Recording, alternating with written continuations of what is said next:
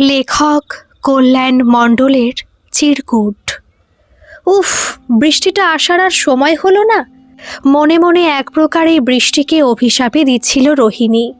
Cab থেকে নেমে এইটুকু আসতেই সে বেশ ভালো রকমই ভিজে গেছে। রিস্ট ওয়াচে সে দেখলো এখন 4:30 বাজে। না, কারোর অপেক্ষা সে করছে না, আর কেউ তার অপেক্ষায় বসেও নেই। এই রবিবারের বিকেলটা শুধুমাত্র তার নিজের জন্য। এই দিনটায় সে কোনো রকম ক্লাস রাখে না।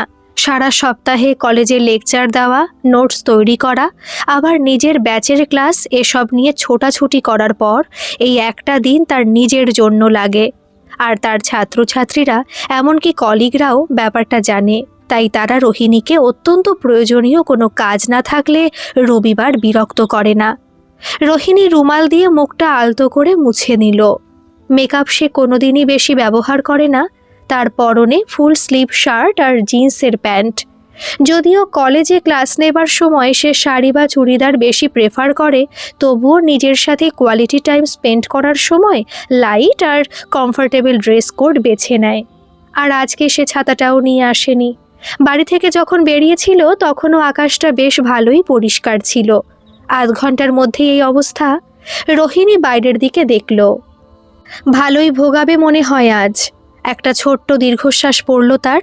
তারপর সে সিঁড়ি বেয়ে দোতলায় উঠে ঢুকে গেল সিসিডির ভিতরে। রিসেপশনিস্ট মেয়েটা রোহিণীকে প্রায় চিনেই ফেলেছে। মেয়েটা তার থেকে কয়েক বছরের ছোটই হবে হয়তো। কি, ম্যাডামের 2 সপ্তাহ দেখা ছিল না যে? মেয়েটা তার সেই সদা পরিচিত হাসিটা মুখে নিয়ে তাকে জিজ্ঞেস করল। আর বলো না, দিল্লি যেতে হয়েছিল একটা কাজে। তারপর এই ঝামেলা ওই ঝামেলা করতে করতে আর আশা হয়ে ওঠেনি। আচ্ছা, তা আজকে কি নতুন কিছু ট্রাই করা হবে? রোহিণী সামনের সাজানো পেস্ট্রিগুলো থেকে একটা বেছে নিল। মেয়েটি হেসে বলল, আর সাথে একটা কাপাচিনো। বলে রোহিণী আর অপেক্ষা না করে একটা সিঙ্গেল টেবিলের দিকে এগিয়ে গেল। 2টো চেয়ার থাকে সাধারণত এই টেবিলগুলোতে। পিঠের ব্যাগটা টেবিলের উপর রাখলো। চেয়ারে বসে একটু হাঁপ ছেড়ে বাঁচল। কতক্ষণ আর এই ভারী ল্যাপটপ বওয়া যায়? ভিতরে এসির হাওয়ায় তার ঠান্ডা ঠান্ডা লাগছে। মনে হয় ভিজে যাবার জন্যই হয়তো। আবার ঠান্ডা না লেগে যায়। ছোট থেকেই তার ঠান্ডার ধাঁচ। একটু এদিক ওদিক হলেই হাঁচি কাশি, নাক ফ্যাচ ফ্যাচ লেগেই থাকে। তাই মনে মনে একটু ভয়ই সে পেল। তবে ওসব নিয়ে অত না ভাবলেও চলবে। রোহিণী একবার চারপাশে দেখল। বিভিন্ন বয়সের ছেলে মেয়ে আশেপাশে টেবিলে ছড়িয়ে ছিটিয়ে আছে। একটা মৃদু গুঞ্জন চারপাশ থেকে ভেসে আসছে। রোহিণী বাইরের দিকে দেখল। সামনের কাচের ওয়ালের উপর বৃষ্টির ফোঁটা ফোঁটা বিন্দু বাইরের পৃথিবীটাকে আবছা করে রেখেছে। আজ থেকে 3-4 বছর আগে হলেও রোহিণী এই সব জায়গায় আসার কথা ভাবতেও পারত না। ছোট থেকেই অভাব অনটনকে নিত্য সঙ্গী করে বড় হয়েছে সে। ভাড়া বাড়িতে একটা ঘরেই সে, তার মা, বাবা আর ছোট বোন, এই 4 জনের সংসার ছিল। বাবা জুট মিলে কাজ করত, কিন্তু সেও 1 মাস খোলা তো 1 মাস বন্ধ। মার 5টা সাধারণ গৃহবধূর তুলনায় আলাদা কিছু ছিল না। ওই অল্প আয়ে যে কি করে মা সংসার টানতে পারত, তা আজকেও রোহিণীকে অবাক করে দেয়। নিজের ছেঁড়া শাড়ি ব্লাউজ বারবার সেলাই করে তা দিয়েই বছরের পর বছর চালিয়েছে। মুখ থেকে কোনোদিন একবারের জন্য অভিযোগ করতে শোনেনি। এর মধ্যেও প্রত্যেক পুজোয় 2 মেয়ের জন্য অন্তত একটা করে নতুন শাড়ি থাকতো। রোহিণী বুঝতে যে পারত না এমন নয়, কিন্তু সেই সময় ও সত্যি অসহায় ছিল। তবে মাধ্যমিকের পর থেকে সে 1-2 করে টিউশনি করে নিজের পড়াশোনার খরচটা তুলে সবার বোঝা অল্প লাঘব করার চেষ্টায় থাকত। পড়াশোনাতে মেধাবী থাকার দরুন কখনো তাকে হোঁচট খেতে হয়নি। তারপর স্টেট স্কলারশিপে পরবর্তীকালে আর পড়াশোনার জন্য তেমন চিন্তা করতে হয়নি। কারণ রোহিণী জানত তাকে এই অবস্থা থেকে মুক্তি পেতে গেলে নিজের হাতেই লাগাম নিতে হবে। আর সত্যি কথা বলতে গেলে পড়াশোনা ছাড়া অন্য কোনো গুণ তার মধ্যে নেই, এটা সে জানত। আর দেখতে শুনতেও 4-5টা সাধারণ ঘরের মেয়ের মতো, কোনো উপন্যাসের নায়িকার মতো এক লহমায় কারোর বুকে দামামা বাজানোর মতো সৌন্দর্য তার কোনো দিন ছিল না। আর এসবকে সে আমলও দেয়নি। খালি একবার তার চিন্তা ধাক্কা পেল। ওয়েটার তার টেবিলে কফি আর পেস্ট্রি রেখে গেল। রোহিণী একটা ভদ্রতার সূচক হাসি ফিরিয়ে দিল। কফিটা বেশ গরম, সে আবার খুব গরম কিছু খেতে পারে না, তাই ধোয়া ওঠা কফির কাপটা নিয়ে একটু নাড়াচাড়া করে সেটাকে সাবধানে পাশে সরিয়ে রাখলো। ব্যাগ থেকে তার ল্যাপটপটা বার করে অন করলো। ফোনের সাথে নেটটা কানেক্ট করে প্রথমে কয়েকটা ইমেল চেক করলো। কাজের কয়েকটা বাদে বেশিরভাগই স্প্যাম। তবে রোহিণী এসব দেখার জন্য ইমেলটা খোলেনি। আসলে আগের সপ্তাহে সে দিল্লি ইউনিভার্সিটিতে অ্যাসিস্ট্যান্ট প্রফেসরের জন্য ইন্টারভিউ দিতে গেছিল। রোহিণী নেটটা ভালো নাম্বার নিয়েই কোয়ালিফাই করেছিল, কিন্তু সে কলকাতা বা বেঙ্গলেই কোনো একটা কলেজে তার সাবজেক্টের জন্য অ্যাপ্লাই করবে ভেবেছিল। কিন্তু তার PhD guide doctor Ritabrata Mukherjee তাকে একরকম ধমকেই দিল্লিতে ট্রাই করতে বলে। উনি রোহিণীকে নিজের মেয়ের মতোই ভালোবাসেন, সে রোহিণীর মিষ্টি স্বভাবের জন্যই হোক বা তার একনিষ্ঠ মেধার জন্যই হোক। আর তাছাড়াও রোহিণী নিজের নির্ধারিত সময়ের 1 বছর আগেই তার থিসিস জমা দিতে পেরেছে। তবে রোহিণী মনে প্রাণে বিশ্বাস করে এসবই সম্ভব হয়েছে শুধুমাত্র ওনার চেষ্টার জন্যই। 3 মাস আগেই সে থিসিস জমা করেছে। এখন বলতে গেলে সে একটু স্বস্তির নিঃশ্বাস নিয়েছে। তবে এই দিল্লির ব্যাপারে স্যারই ওকে ইনফর্ম করে। প্রথম একটু মা বাবা বোন এদের সবাইকে ছেড়ে এতটা দূর যেতে হবে ভেবে না করলেও পরে ভেবে দেখেছে এতে সবারই ভালো। অন্তত তার কেরিয়ারের দিক থেকে দেখতে গেলে এটা সত্যি ভালো। আর বর্তমানে পরিবারের একমাত্র ইনকাম সোর্স সে। বোনের পড়াশোনার খরচ, সংসারের খরচ, বাবা মায়ের ওষুধের সব খরচ সামলাতে সত্যি হিমশিম খেতে হয়। মাঝে মাঝে কলেজে টানা লেকচার দিয়ে এসে কোচিং ক্লাস করিয়ে যখন বাড়ি ফেরে তখন ওর শরীর বলে কিছু থাকে না। এরকম একদিন নয়, দিনের পর দিন, মাসের পর মাস চলে আসছে। তার নিজের শখ আহ্লাদ বলে কিছু আছে বলে তার মনেই পড়ে না। অন্তত তার 27 বছরের জীবনে সে এমন দিন চেয়েও মনে আনতে পারে না যেদিন সে সারাটা দিন নিজের পছন্দের মতো কিছু করে কাটিয়েছে। আর 87 বা বলা কেন, এই সামনের মাসেই 28-এ পড়বে সে। তবুও এসব সে নীরবে মেনে নিয়েছে। বাড়ির বড় মেয়ে হয়ে সে বড় ছেলের কাজ করছে। মাসে মাসে ডক্টরের কাছে মাকে বাবাকে চেক আপ করতে নিয়ে যাওয়া, ওষুধ আনা, প্রয়োজনে হসপিটালে নিয়ে ছোটাছুটি করা, রাতের পর রাত জেগে থাকা, এরই মাঝে নিজের পড়াশোনা, কলেজের খাতা দেখা, এই সব চলতেই থাকে। তবুও মাঝে মাঝে কি যেন নেই, খুব ফাঁকা ফাঁকা মনে হয় নিজেকে। অকারণে ঘুম ভেঙে যায় মাঝরাতে। শরীরে ভীষণ অস্বস্তি বোধ হয়। বাধ্য হয়ে উঠে পড়ে সে। ঠান্ডা জল দেয় মুখে চোখে ঘাড়ে, কিন্তু লাভ যে হয় কিছু এমন নয়। বারান্দায় এসে দাঁড়িয়ে পড়ে। এই ফ্ল্যাটটা সেই দেখে শুনে ভাড়ায় নিয়েছে। 2 বেডরুমের ফ্ল্যাট এটা। একটায় মা বাবা আর একটায় সে আর বোন থাকে। আর সেই মহারানী তো নিজের দুনিয়ায় হারিয়ে থাকে। রোহিণীর থেকে বছর 5-এর ছোট। এখন মাস্টার্স করছে। তবে রোহিণী তার ইচ্ছার বিরুদ্ধেই তাকে একরকম ভর্তি করেছে। মেয়ে তো প্রেম করেই ভেসে গেছে। গ্রাজুয়েশনের পর তো বিয়ে করব করে মাথা খারাপ করে দিয়েছিল সোহিনী। ছেলেটাকেও চেনে রোহিণী, ব্যাংকে কাজ করে। এমনি খারাপ কিছু চোখে পড়েনি, তাই বাবা মাও খুব একটা বাধা দেয়নি। তবে একবার মা সোহিনীকে বলেছিল, তোর দিদি এখনো বিয়ে করেনি, আর তুই যদি এখন বিয়ে করিস তাহলে সবাই মানে কি বলবে। তা আমি কি করব তাতে? সারা জীবন কি দিদির মতো ওই বইয়ে মুখ গুজে বসে থাকবো? ওই তো বই, কলেজ আর কলেজ বই, এই তো ওর জীবন। একটাও বন্ধু আছে বলে তো মনে হয় না। সোহিনী, একটু মুখ সামলে কথা বল। তোর দিদি ছিল বলেই আজ তুই এইসব খেতে পড়তে পারছিস। তোর মুখে আটকায় না নাকি কিছুই? আমি কি কোনোদিন সেটা অস্বীকার করেছি না করব? তবেও বিয়ে করবে না বলে আমিও করতে পারবো না, এটা কোনো কথা নয়। রোহিণী কোনো কাজে ঘরে আসছিল, কিন্তু দরজায় হাত দিয়ে অল্প ঠেলতেই সব শুনতে পেয়েছিল। কিন্তু সে আর ঘরে ঢোকেনি, বাইরে থেকেই সরে গেছিল। সত্যি তো, তার জীবনে তো সেইভাবে কোনোদিন কেউ আসেনি, নাকি এসেছিল? তবে রোহিণী পরে একা ছেলেটির সাথে দেখা করে বলেছিল, তুমি তো সবেমাত্র চাকরি পেয়েছো, এখনই কি বিয়েটা করা জরুরি? মানে তোমার এখনো প্রবেশন পিরিয়ড শেষ হয়নি, তাই একটু সময় নিয়ে গুছিয়ে নাও। আর তাছাড়া তো বিয়েটা পালিয়ে যাচ্ছে না। আর বাড়ির সবাই তো তোমাদের সম্পর্ক মেনেই নিয়েছে। ছেলেটা শুনেছে রোহিণীর কথা। সোহিনীর মুখটা কয়েকদিনের জন্য অন্ধকার ছিল বটে, তবে ওই কয়েকদিনই। এখন তো রাত বিরেতেও ফোনে গুজুর গুজুর ফুসুর ফুসুর করতে থাকে। মাঝে মাঝে পাশে শুয়ে রোহিণীর বিরক্তই লাগে, তবে কিছু বলে না। পাশ ফিরে শুয়ে পড়ে, কিন্তু এইসব ছাইপাশ ভাবনার বিরতি ঘটল একটা আওয়াজে। হট কফি যে কোল্ড কফি হয়ে গেল। রোহিণী মাথা তুলে দেখতেই বুকে ধক করে আওয়াজটা যেন শুনতে পেল। পিঠের কাছে কেমন যেন ঠান্ডা শিরশিরানি ভাব জেগে উঠল। কয়েক মুহূর্ত শুধু রোহিণী তার দিকে তাকিয়েছিল, মুখে কোনো কথা সরছিল না। এও সম্ভব? একটু আগে পর্যন্ত যার কথা একটি হলেও মনে উকি দিয়েছিল, সেই ছেলেটা মূর্তমান তার সামনে দাঁড়িয়ে। 8 বছর? হ্যাঁ, 8 বছর তো হবেই। সেই কলেজের শেষ দিনে ওকে দেখেছিল, আর তখনই তো সেই ঘটনাটা তার সমস্ত স্বপ্নকে চূর্ণ বিচূর্ণ করে দিয়েছিল। তারপরেও একদিন দেখেছিল বাস স্টপে। সেদিনই মনে প্রাণে ঠিক করেছিল রোহিণী আর নয়, এই জীবনে কোনোদিন এই ছেলেটার সামনে আসবে না। কিন্তু আজ কিনা সে ছেলেটাই এত বছর পর। চেহারায় পরিবর্তন তেমন আসেনি, মাথার ঘন কালো কোঁকড়ানো চুলগুলো আরও ঘন হয়েছে, চোখে কালো ফ্রেমের চশমা, হালকা গোঁফ দাড়িতে অল্প গাম্ভীর্য বেড়েছে, সাদা শার্ট আর লাইট ব্লু জিন্স পরনে। রোহিণী কয়েক মুহূর্ত চোখ ফেরাতেই পারেনি ওর থেকে। কিরে, তোকে আবার বোবায় ধরল নাকি?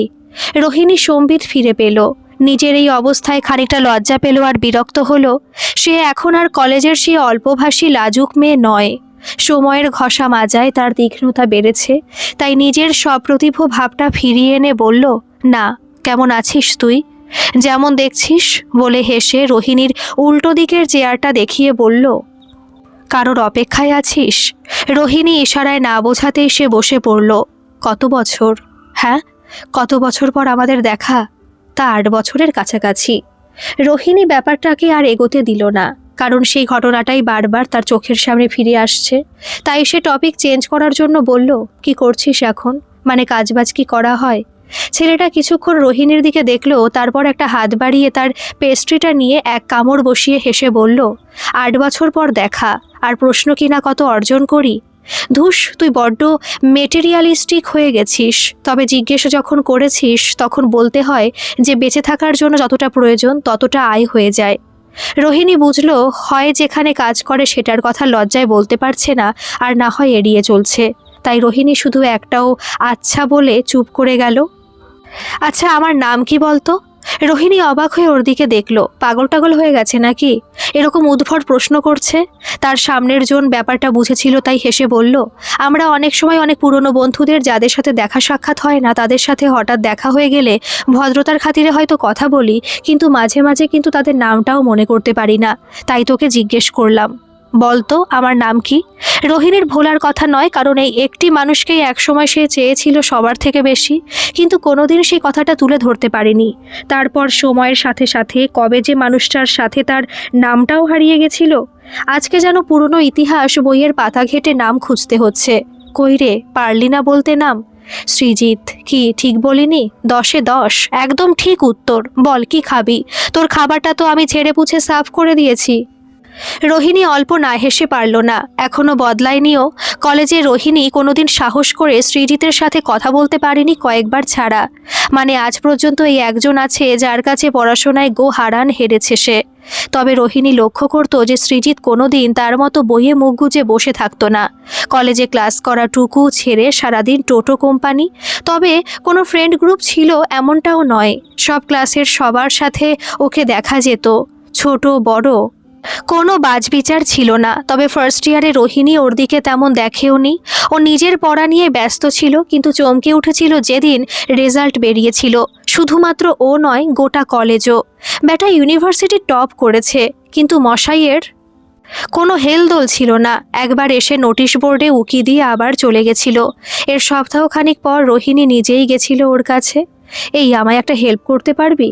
রোহিণী জিজ্ঞেস করেছিল। তবে রোহিণীকে অবাক করে দিয়েও বলেছিল, 1টা বছর লেগে গেল শুধু ওপারের বেঞ্চি থেকে এপারে আসতে।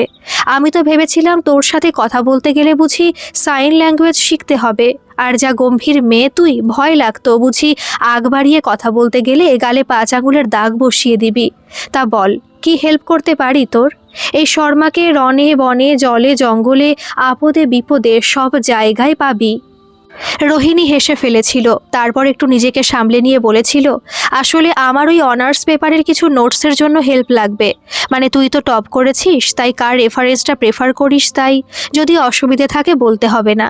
সৃজিত বেশ কিছুক্ষণ হেসে বলেছিল, ও এই ব্যাপার, এই নিয়ে 11 নম্বর, মানে তুই হলি 11 নম্বর যে কিনা আমাকে জিজ্ঞেস করলো আমি নোটস কোথা থেকে করি। তোরা পারিস বটে, তবে ওদেরকে যা বলেছি তোকেও তাই বলছি, আমি হাতের সামনে যা পাই তাই করি, অত নোটস তৈরি করার সময় নেই। রোহিণী অবাক না হয়ে পারেনি, চুপচাপ সে দেখছিল ছেলেটাকে।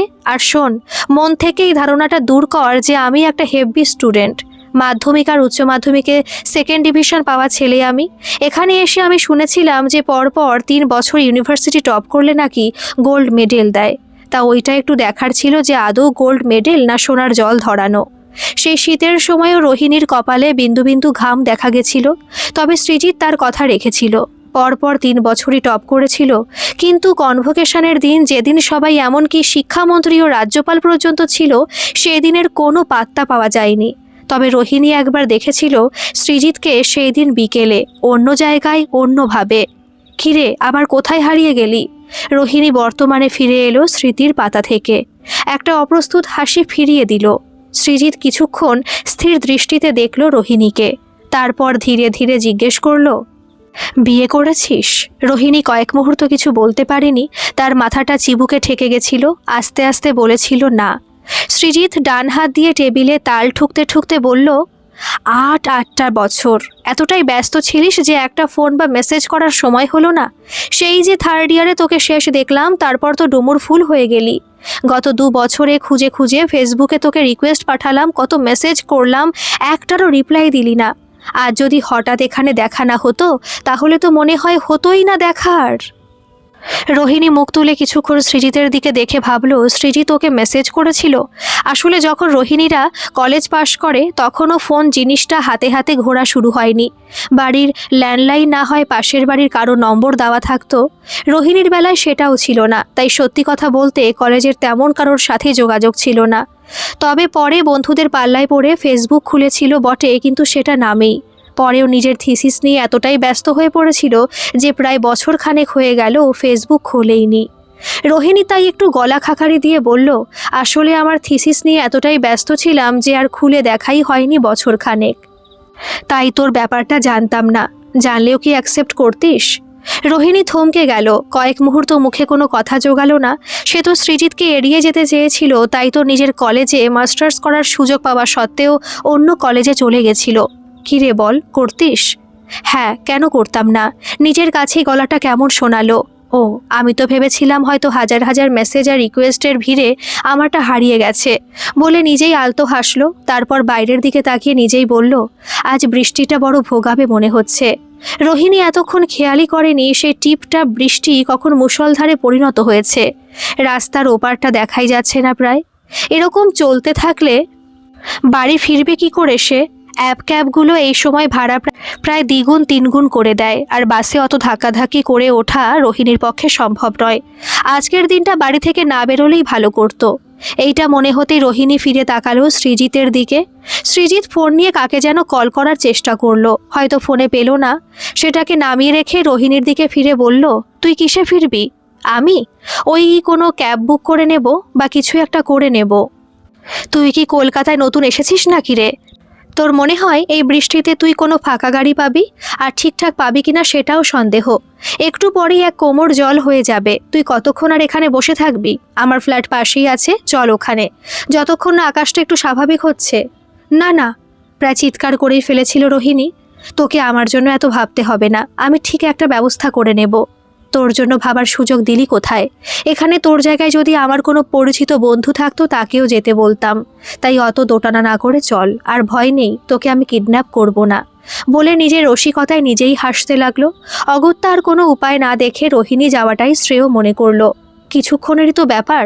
বিল মিটিয়ে বাইরে আসতে বুঝলো এতক্ষণ এসি ঘরে ছিল বলে বাইরের এই তাণ্ডব বুঝতে পারেনি। রাস্তায় নামতেই জলে গোড়ালি ডুবে গেল। রোহিণী তার ল্যাপটপ ভরা ব্যাগটা বুকের দিকে করে নিল। সৃজিত নিজের ব্যাগটাও ওর দিকে এগিয়ে বলল, যদি তোর অসুবিধা না থাকে আমারটাও একটু ধর না, দরকারি কাগজপত্র আছে, ভিজে গেলে চাপ হয়ে যাবে। সারা রাস্তা কেউ কোনো কথা বলল না। শুধু একবার রোহিণী লক্ষ্য করেছিল সম্পূর্ণ ছাতাটাই তার দিকে হেলিয়ে রেখেছে সৃজিত। ছাতাটায় কিন্তু দুজনের মাথা গোজার মতো ঠাঁই হবে। হ্যাঁ, শুধু মাথাটাই গোজা যাবে, শরীরটা নয়। তাই দুজনের ভেজার থেকে একজনের ভেজা ভালো। আর তাছাড়াও আমার বাড়ির সামনে, আমি এখনই গিয়ে চেঞ্জ করে নেব, তোকে অনেকটা যেতে হবে। এই যুক্তির সামনে রোহিণী আর কিছু বলতে পারল না। মিনিট 10 মধ্যে তারা একটা অ্যাপার্টমেন্টের সামনে এসে দাঁড়ালো। ভিতরে অনেকগুলো বিল্ডিং, গেটের সামনে কোনো গার্ড ছিল না। ওরা দুজন ভিতরে চলে এলো। ছাতাটা বন্ধ করতে রোহিণী লক্ষ্য করলো সৃজিত পুরো কাক ভেজা ভিজেছে। একটু খারাপই লাগলো তার। তারপর সৃজিতের পিছন পিছন লিফটে ঢুকলো। 4 তলায় সৃজিতের ফ্ল্যাট। বাইরে আসতে রোহিণী দেখলো একটা যুবক আর একটা বাচ্চা মেয়ে সিঁড়িতে বসে। বাচ্চা মেয়েটা আইসক্রিম খেতে খেতে উত্তেজিতভাবে ছেলেটাকে কিছু বলছিল, কিন্তু সৃজিত আর তাকে দেখে থেমে গেল। মেয়েটা চেঁচিয়ে বাবা বলে প্রায় লাফিয়ে সৃজিতের কাছে চলে এলো। সৃজিত সঙ্গে সঙ্গে না বলে ওকে সরিয়ে দিল। না মা, এখন নয়, আমি ভিজে গেছি তো, আগে ভিতরে চলো, তারপর সব হবে। মেয়েটা ঘাড় নেড়ে দাঁড়িয়ে পড়লো এক পাশে। এবার ছেলেটি কথা বলল, বাবা, তোমার মেয়েকে সামলানো আমার কম্য নয়। বকে বকে কানে তালা ধরিয়ে দিল। নাও, এখন তোমার দায়িত্বে রইল, আমি চললাম। আরে যাচ্ছিস কোথায়? বাইরে অবস্থা দেখেছিস একবার? উফ সৃজিতদা, তুমিও না মাঝে মাঝে এমন বোকা বোকা কথা বলো না। তখনই ছেলেটা সৃজিতের পিছনে রোহিণীকে লক্ষ্য করে চুপ করে গেল। শুধু আসছি বলে তরতর করে নেমে গেল। রোহিণীর পা ওখান থেকে সরছিল না। সৃজিতের অত বড় একটা মেয়ে আছে, তার মানে 8 বছর আগে সে ভুল দেখেনি। রোহিণীর মনে হয় অযাচিতভাবে সে কারোর ব্যক্তিগত জীবনে ঢুকে পড়ছে। সে প্রাণপণে ওখান থেকে সরে যেতে চাইছিল, কিন্তু পারল না। ততক্ষণে দরজা খুলে সৃজিত তার জন্য পাশে দাঁড়িয়ে অপেক্ষা করছে। রোহিণীর পাটা ভারী ভারী লাগছিল। কোনো ক্রমে এগিয়ে সে ভিতরে ঢুকলো। এদিকে চলে আয় বলে রোহিণীকে নিয়ে একটা ঘরে এলো। রোহিণী লক্ষ্য করলো ঘরে অকারণ কোনো আসবাবপত্র নেই। পরিপাটিভাবে সমস্ত কিছু সাজানো। বাচ্চা মেয়েটা বিছানার উপর আকার জিনিসপত্র ছড়িয়ে এক মনে এঁকে যাচ্ছে। সৃজিত একটা তোয়ালে নিয়ে এসে রোহিণীর হাতে এগিয়ে দিল। তুই গা হাত পাটা মুছে নে, আমি একটু ফ্রেশ হয়ে আসছি। রোহিণী চারপাশে ঘুরে ঘুরে দেখল পড়াশোনা টেবিলে এলোমেলো কয়েকটা ম্যাগাজিন ছড়ানো, একটা দেওয়াল তো বইয়ে ঠাসা। রোহিণী কাছে গিয়ে দেখল বেদ, উপনিষদ, মহাভারত, রামায়ণ, গীতা ভর্তি। আর বাকিগুলোতে বেশিরভাগ উপন্যাসে ঠাসা। তবে শুধু বাংলা নয়, হিন্দি, ইংরেজি, সম্ভবত বাকিগুলো লেটার দেখে বোঝা যাচ্ছে ফ্রেঞ্চ, রাশিয়ান ভাষার বইও আছে। রোহিণী বেশ অবাকই হলো এই কালেকশন দেখে, কারণ এসব সাধারণ বই নয়।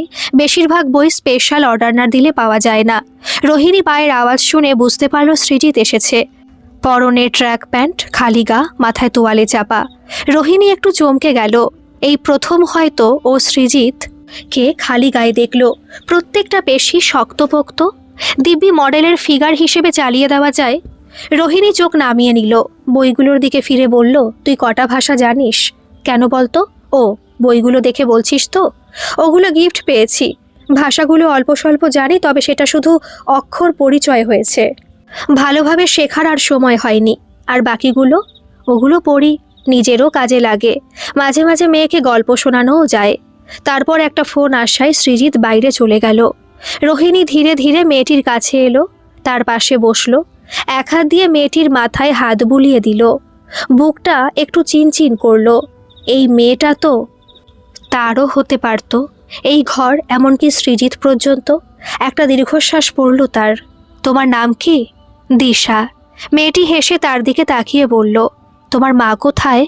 আমার মা নেই। কোথায় গেছে তোমার মা? আমার মা কোথাও যায়নি, আমার মা নেই। রোহিণী অবাক হয়ে তাকিয়েছিল দিশার দিকে। তার সমস্ত ব্যাপারটা ধোয়া ধোয়া লাগছিল। আরও হয়তো কিছু জিজ্ঞেস করত, কিন্তু ততক্ষণে সৃজিত ঘরে এসেছে। কি দিশার সাথে আলাপ হলো? ওকে দেখে মোটেও ভাবিস না যে ও শান্ত মেয়ে। তোর সাথে প্রথম আলাপ বলে ওই রকম করছে, না হলে বকে বকে তোর মাথা খারাপ করে দেবে। রোহিণী এবার সৃজিতের দিকে ফিরে বলল, তোর মেয়ে বলল যে ওর মা নেই, এর মানে কি? সৃজিত কিছুক্ষণ চুপ করে থেকে একসময় দিশার কাছে এসে বলল, মা তুমি আঁকো, এখানে চুপটি করে বসে। আমরা ওই ঘরে আছি, কিছু দরকার পড়লে ডেকো, হ্যাঁ? দিশা ঘাড় নেড়ে জানালো সে বুঝেছে। তারপর ইশারায় রোহিণীকে বলল পাশের ঘরে আসতে। সমস্ত ব্যাপারটা কেমন যেন অদ্ভুত লাগছিল রোহিণীর। সে উঠে সৃজিতের সাথে পাশের ঘরে এলো। বল, কি বলবি? বলবি তুই। তোর মেয়েকে জিজ্ঞেস করলাম ওর মা কোথায়, বলল নেই। মানে তোর আর বিদিশার কি ডিভোর্স হয়ে গেছে? সৃজিত কিছুক্ষণ ভুরু কুঁচকে চুপচাপ দাঁড়িয়ে রইল। তারপর কি যেন মনে পড়ায় হেসে বলল, প্রথম কথা, বিদিশা আমার স্ত্রী নয়। ওর সাথে আমার শেষ দেখা 8 বছর আগেই হয়েছে, তারপর আর যোগাযোগ নেই। রোহিণী চমকে উঠল। এসব কি বলছে সৃজিত?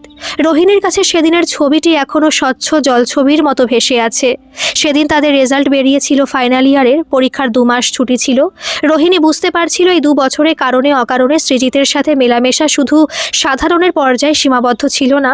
এই 2 মাস তার ভীষণ অস্বস্তিতে কেটেছে। কোনোভাবেই সে সৃজিতের সাথে যোগাযোগ করতে পারেনি। আর কোনো ফোন ছিল না যাতে করে ওর সাথে কথা বলা যায়। তাই সেদিনও ভেবেছিল নিজের কথাগুলো সৃজিতকে বলবে। তাই মনে অনেক উত্তেজনা আর একটা চাপা আনন্দ নিয়ে সেদিনও কলেজে গেল। কিন্তু না, করিডোরে না ক্লাসে না সবার ভিড়ে ওকে পেল।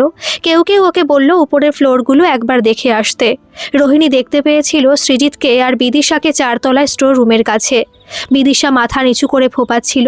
ওর 2 হাত নিজের মুঠো বন্ধি করে রেখেছিল সৃজিত।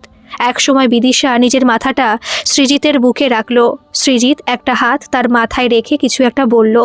রোহিণী আর দেখতে পারেনি এসব। তাকে কেউ যদিও লক্ষ্য করেনি, সে সিঁড়ির এক কোণায় দাঁড়িয়েছিল। এসব দেখার পর তার হাতে পায়ে জোর কমে আসছিল। কয়েক মিনিট সিঁড়ির হাতলটা ধরে নিজেকে সামলে নিয়ে আস্তে আস্তে নিচে নেমে সোজা বাড়ি চলে গেছিল। বাথরুমে কলের জল চালিয়ে ঘণ্টাখানেক শুধু পাগলের মতো কেঁদেছিল। মনে মনে বুঝতে পেরেছিল এতদিনের মেলামেশাটাকে সৃজিত শুধু বন্ধুর মতোই দেখেছিল। রোহিণীরই দোষ এটা। না জেনে বুঝে সে নিজেকে কিছু বিশাল একটা ভেবে বসেছিল। নিজেকে সৃজিতের চোখে অন্যভাবে উপলব্ধি করতে শুরু করেছিল। এ একরকম ভালোই হলো। আর তারপরে রোহিণীর সব বন্ধুবান্ধব ছেড়ে অন্য কলেজে চলে গেল মাস্টার্স করতে। তবে এর মাসখানেক পর যখন কনভোকেশনের ডাক পড়েছিল, সেদিন নিজেকে শক্ত করে রোহিণী গেছিল। ভেবেই রেখেছিল যাই হয়ে যাক সৃজিতের সামনে আসা যাবে না। তবে তার সব ছক কষা বৃথা হয়ে গেছিল যখন দেখতে পেয়েছিল বারবার নাম ডাকা সত্ত্বেও সৃজিত স্টেজে আসেনি। একটু অবাকই হয়েছিল সে। তবে সেদিন বিকেলে বাসস্ট্যান্ডে যখন বাড়ি ফেরার অপেক্ষা করছিল, তখন কয়েক সেকেন্ডের জন্য একটা ট্যাক্সি তার সামনে এসে দাঁড়িয়েছিল সিগন্যালের জন্য। রোহিণী পিছনের সিটে দেখেছিল বিদিশা সৃজিতের ঘাড়ে মাথা রেখে ঘুমোচ্ছে। সৃজিত এক হাত দিয়ে তাকে জড়িয়ে রেখেছে। বিদিশার সিঁথিতে সিঁদুর। রোহিণী আর কিছু বুঝতে পারেনি, ওখানে বসে ডুকরে কেঁদেই ফেলেছিল। আশেপাশের সবাই অবাক হয়ে ওর দিকে দেখছিল। এই তো দিব্যি দাঁড়িয়েছিল, হঠাৎ করে কান্নার কি হলো? রোহিণী এবার মাথা তুলে জিজ্ঞেস করলো, তাহলে তোর ওয়াইফের নাম কি? সৃজিত একটা মিষ্টি হাসি দিয়ে বলল, আমার কোনো ওয়াইফ নেই, কারণ আমি বিয়ে করিনি। আর দিশা আমার নিজের মেয়ে নয়, মানে আমি ওকে জন্ম দিইনি, ওকে পালন করছি। রোহিণী মনে হলো একটা দমকা হাওয়া তার এত বছরের তৈরি করা তাসের ঘরটাকে ভেঙে দিয়ে চলে গেল। তার মুখে কোনো কথা জোগালো না। নিজেকে ভীষণ অসহায় মনে হচ্ছিল তার। সৃজিত তার ব্যাপারটা বুঝতে পেরেছিল, তাই বাইরে থেকে 1 গ্লাস জল এনে ওকে দিল। রোহিণী এক নিঃশ্বাসে শেষ করলো সেটা। সৃজিত এবার একটা চেয়ার টেনে বসে বলল, শুরু যখন করেছি তখন তোকে আজ সমস্ত গল্পটা বলি। তুই তো জানতিস আমি কলেজে চেনা অচেনা সবার সাথেই অল্প স্বল্প গল্প করতাম। আমার অত ছোট বড় বাজবিচার কোনো কালেই ছিল না। তো যদি বিদিশার ব্যাপারটাই দেখিস তাহলে বলি, যেদিন আমাদের ফাইনাল ইয়ারের রেজাল্ট ছিল, আমি ওই 4 তলায় একটু সিগারেটটা নিয়ে নাড়াচাড়া করছিলাম। তখনই আমি স্টোর রুমে বিদিশাকে দেখি। আমার অবাক লাগে। ওকে কাঁদতে দেখে ভাবি হয়তো রেজাল্ট খারাপ হয়েছে, কিন্তু কিছুক্ষণ পর বুঝি ব্যাপার অন্য। কিন্তু ও কিছু বলতে চাইছিল না। শেষে অনেক বলায় যা শুনলাম তাতে আমি চমকে গেছিলাম। কলেজে থাকতেই ওর একটা রিলেশন ছিল, তো কোনো কারণে ওদের ইন্টিমেট হবার মাসখানেকের মাথায় বিদিশা জানতে পারে সে প্রেগনেন্ট। ছেলেটাকে বিয়ের কথা বলতে সে সব সামলে নেবে এই আশ্বাস দিয়ে সেই যে গেল আর এলো না। এদিকে যদি ওর পরিবার এই সব জানতে পারে তাহলে ঘর থেকে ধাক্কা মেরে বের করে দেবে। ওর কাছে সুইসাইড করা ছাড়া আর উপায় নেই। সেদিন আমি ঠিক সময় না গেলে ও কিছু একটা করে বসতো, তাই ওকে অনেক বুঝিয়ে বাড়ি পাঠালাম। পরে সিনিয়রদের দিয়ে খোঁজ লাগিয়ে একটা ক্লিনিক পেলাম অ্যাবর্শন করার। তবে সেখানেও প্রবলেম, পরিবারের কাউকে চাই সাথে, তাই ওকেও শাখা সিঁদুর পরতে হলো। আমাকেও একটু আধটু নাটক করতে হলো ওর হাজব্যান্ড হিসেবে। অপারেশনটাও যতদূর মনে পড়ছে আমাদের কনভোকেশনের দিন ছিল, তাই ওই দিন আমি যেতে পারিনি। যাই হোক, ব্যাপারটা সুস্থভাবেই কেটে গেছিল। পরে শুনেছিলাম বিদিশার পড়াশোনা করেনি, ওই বছরই বাড়ির দেখা এক ছেলের সাথে বিয়ে করে নেয়। ব্যাস, আমার সাথে ওখানেই ওর গল্প শেষ। কিন্তু আমার মধ্যে একটা অপরাধ বোধ কাজ করতো।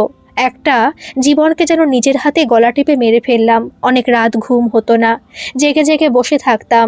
এর মাঝেই মা মারা গেল, একা হয়ে পড়লাম, পড়াশোনা আর হলো না। দিন দিন ডিপ্রেশনে ডুবে যাচ্ছিলাম। তখনই আমার পরিচিত এক দাদার সাথে দেখা। এতটা বলে সৃজিত থামল। রোহিণী চেয়ে রইল সৃজিতের দিকে। এতগুলো বছরে সে কেন নিজের মতো একটা ধ্যান ধারণা তৈরি করে এসেছিল? একবারও কেন সে নিজে থেকে এগিয়ে এসে জিজ্ঞেস করলো না? সৃজিত চেয়ার ছেড়ে উঠে কাপ বোর্ড খুলে একটা আইডি কার্ড বের করে দেখালো রোহিণীকে। তো তুই ইউনাইটেড নেশনসে আছিস? না, এটা ইউনাইটেড নেশনসের একটা শাখা।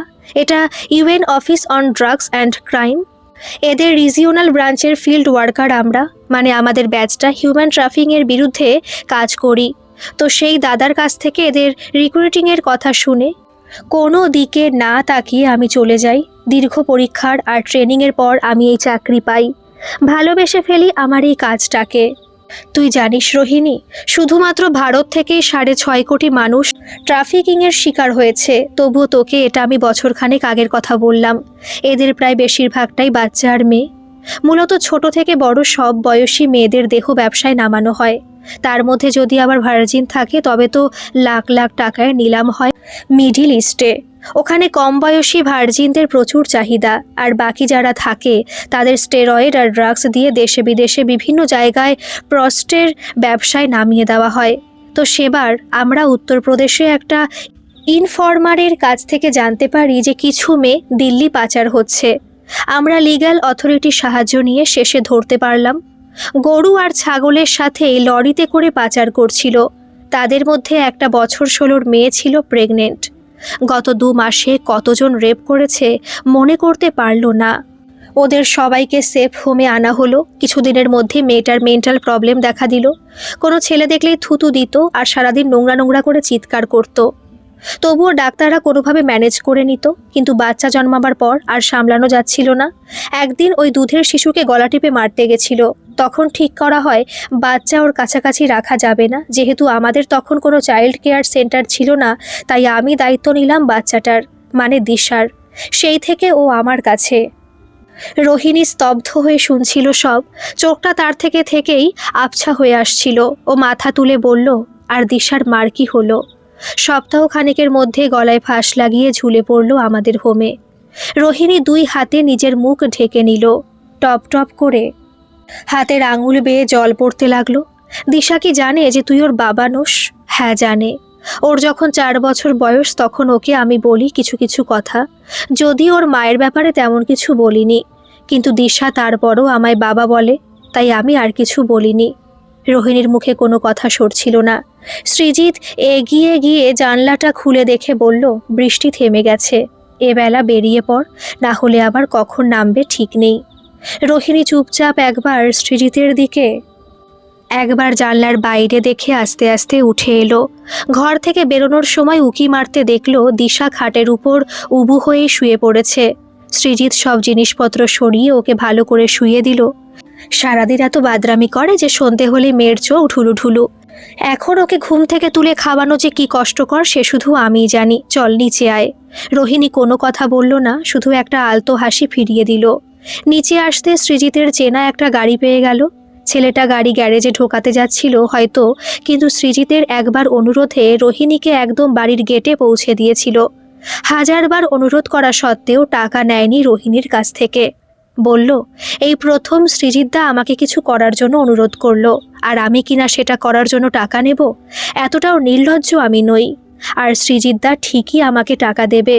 এখন যদি জানে তোমার কাছ থেকে নিয়েছি তাহলে আমি বকা খাবো, বলে রোহিণীকে অবাক করে ওখান থেকে চলে গেছিল। তবে রোহিণী গাড়িতে ওঠার আগে সৃজিত ওর কাছ থেকে বাড়ির ঠিকানাটা চেয়ে নিয়েছিল। বলেছিল, ভয় নেই তোর, রাত বিরেতে তোর বাড়ি হানা মারবো না, তবে আমারটা তো চিনে রাখলি, মাঝে মাঝে সময় পেলে আসিস, দিশার ভালো লাগবে। রোহিণী বলতে চেয়েছিল তোর ভালো লাগবে না, কিন্তু বলতে পারিনি। গাড়ি চলতে শুরু করেছিল। অনেকটা দূর আসার পরও একবার পিছন ফিরতে দেখেছিল দূরে একটা আবছায়া ঠাঁই দাঁড়িয়ে আছে। তারপর গাড়িটা আস্তে আস্তে বাঁকের মুখে মিলিয়ে গেল, সাথে ছায়াটাও। না, আর যাওয়া হয়নি সৃজিতের বাড়ি। এর মাঝে 2 মাস কেটে গেছে। এই 2 মাস রোহিণীর জীবনে আমূল পরিবর্তন এনেছে। একেতে মিড ইয়ার সেমিস্টারের চাপ, তার উপরে রোহিণীর থিসিস অ্যাকসেপ্ট হয়েছে, আর সবচেয়ে বড় কথা, দিল্লি ইউনিভার্সিটিতে চাকরিটা সে পেয়ে গেছে। ঋতব্রত স্যার নিজেই ফোন করে জানিয়েছেন তাকে কথাটা। রোহিণীর উত্তেজনায় তখন হাত পা কাঁপছিল, মুখের কথা তুতলে যাচ্ছিল। স্যার ওর অবস্থা বুঝতে পেরে হেসে বলেছিল, এখনো অনেক পথ যাওয়া বাকি, এখনই লাফালে হবে? রোহিণী কি বলে ধন্যবাদ যে দেবে বুঝে উঠতে পারছিল না। শেষে স্যার নিজেই বললেন একদিন বাড়িতে ডেকে রান্না করে খাওয়াতে। রোহিণী হেসে সম্মতি জানিয়েছিল। এখন অ্যাপয়েন্টমেন্ট লেটারটাও হাতে চলে এসেছে। দিন 10 পর জয়েনিং। আনন্দে এই কদিন তার মাটিতে যেন পা পড়ছিল না। মাঝে মাঝে তার সন্দেহ হতো এসব স্বপ্ন নয় তো। সেদিন টিভিতে কি একটা ফিল্মের একটা ঝলক দেখতে দেখতে দিশা নামটা ওদেরই কারুর মুখে ভেসে এলো। রোহিণীর এক ঝলকে সব মনে পড়ল। ইস, ও নিজের কেরিয়ার গোছানো নিয়ে এতটাই ব্যস্ত ছিল যে সৃজিতের কথা মাথায় আসেনি একবারও।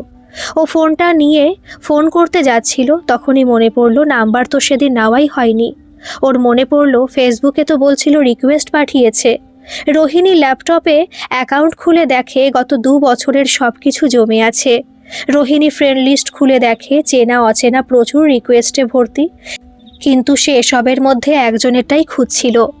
মিনিট 15 পর দেখতে পেয়ে অ্যাকসেপ্ট করলো। মেসেজ করতে গিয়ে রোহিণী অবাক।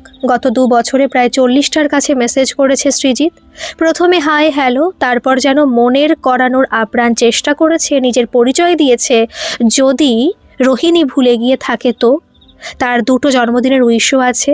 রোহিণী দেখল শেষ মেসেজটা মাসখানেক আগেকার, 2টো লাইন লেখা শুধু, তোমাকে বুঝি না প্রিয়, বোঝো না তুমি আমায়, দূরত্ব বাড়ে, যোগাযোগ নিভে যায়। শেষে একটা ছোট্ট স্মাইলি, আর কোনো মেসেজ নেই। রোহিণীর চোখের সামনে স্ক্রিনটা জ্বলে আবছা হয়ে গেল।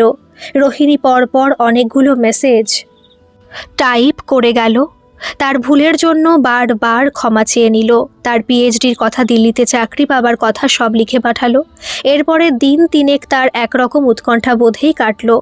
সময় অসময় ফোনে নোটিফিকেশন এলেই হাত চলে যাচ্ছে, কিন্তু প্রত্যেকবারই হতাশা। রোহিণী বার কয়েক ভেবেছিল ওর বাড়ি যাবে, কিন্তু কি একটা লজ্জা আর অপরাধ বোধ তাকে ঘিরে রেখেছিল, তাই সেটাও আর করা হয়ে ওঠেনি। এই সবের দিন 3-4 পরে একদিন সন্ধেবেলায় রোহিণী ল্যাপটপে কিছু একটা করছিল, তখনই কলিং বেলটা বাজলো। বাড়িতে মা বাবা কেউ ছিল না। তাদের এক রিলেটিভের কোনো অনুষ্ঠানে ওরা গেছে। যাদের বাড়িতে অনুষ্ঠান তারাই গাড়ি করে নিয়ে গেছে, আবার দিয়ে যাবে বলেছে। 2 বোন প্রথম থেকে হাত তুলে ফেলেছে।